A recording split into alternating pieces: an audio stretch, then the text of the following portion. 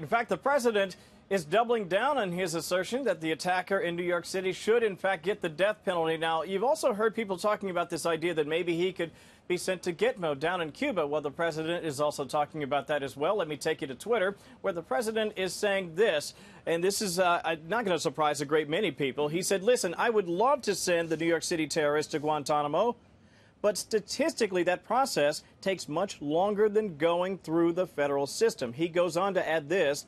There's also something appropriate about keeping him in the home of the horrible crime he committed. And then again, you see right there, should move fast, death penalty. Court documents say Cephala Saipov planned the attack for about a year, did it in the name of ISIS. Prosecutors say he actually rented that truck 9 days earlier, rehearsed, as you pointed out earlier in the program, before that deadly attack that killed 8, including 2 Americans, a Belgian, and 5 Argentines.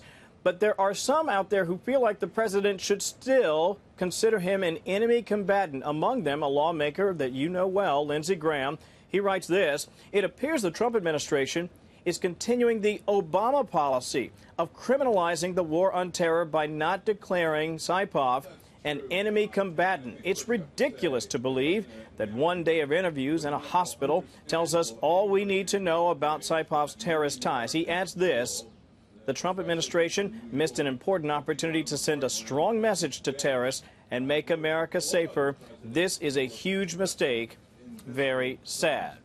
Now, the president, as you also heard yesterday, did say that he is moving to eliminate the visa diversity lottery that, of course, enabled the Uzbeki nationals to come to this country. I should also point out all this is happening, Sandra, on a day when there is a great deal of news here at the White House. We're talking about the announcement of a new Fed chair, jobs announcement, also the unveiling of the major tax reform policy. All this, of course, ahead of a 12-day trip to Asia just ahead. So a busy day here. We'll keep an eye on what the president might also have to say about the attacker in New York.